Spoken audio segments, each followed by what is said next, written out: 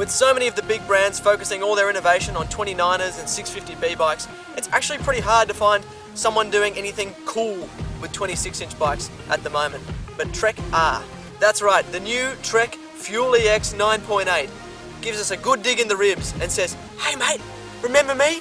Remember me? I'm a 26-inch wheeled trail bike. Remember how much fun I am? Remember how good I am to ride? Yeah, that's right. We dig this thing.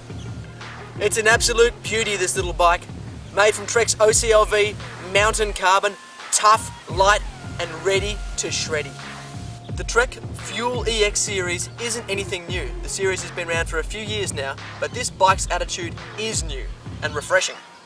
For 2013, Trek have made the bold move of axing the Top Fuel, which was their 26-inch wheeled cross-country race dual suspension bike.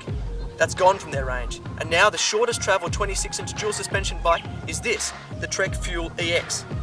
To make the Fuel EX stand apart from the more cross-country focused 29er dual suspension bikes in Trek's range, like the Superfly 100, Trek have made a bunch of modifications to the frame and spec on this bike. In short, they've given it some serious balls. Compared to previous versions of the Fuel EX, Trek have upped the travel and given this bike longer legs. It now sits at 130mm front and rear. They've also dropped the bottom bracket height slightly and also shortened the chain stage by 5mm. You really notice these revisions, particularly in the rough and in the corners where the bike seems to sit into its travel a little bit more and just has more stability when the going gets a little bit gnarly. Yet the bike still remains super manoeuvrable, and this is not just a factor of its light weight.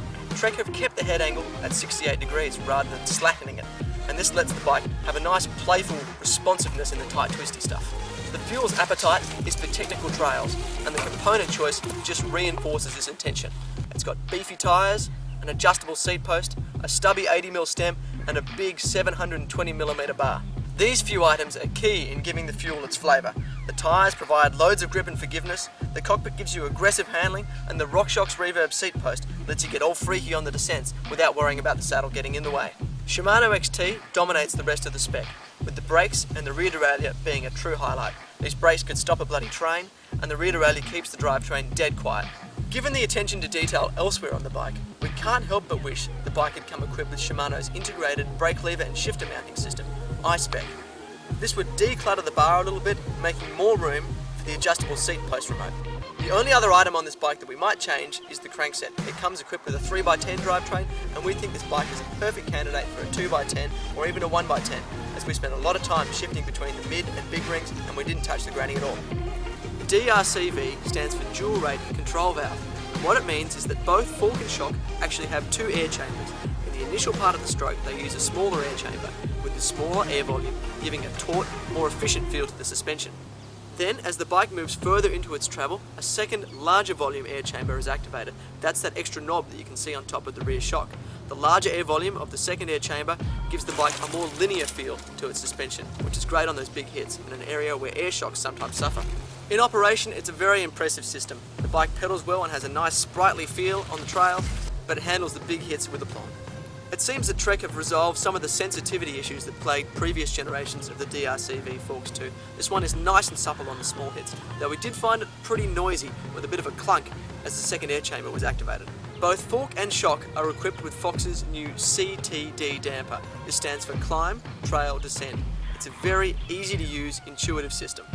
Pop the fork and shock into climb mode and they almost lock out. They become very stiff, essentially turning the bike into a 12kg hardtail.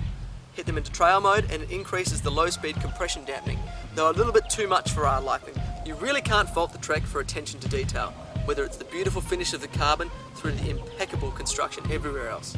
One of the real highlights is the cable routing. The Trek uses internal cabling for the rear derailleur, the front derailleur, and also the seat post, which is great when compared to most adjustable seat posts that leave you with a loop of hose flapping around when you drop the post. The bike also comes equipped with an ISCG mount, allowing you to easily go to a single ring if you want. The ride is far more composed in tough terrain than we're accustomed to with a 130mm travel trail bike.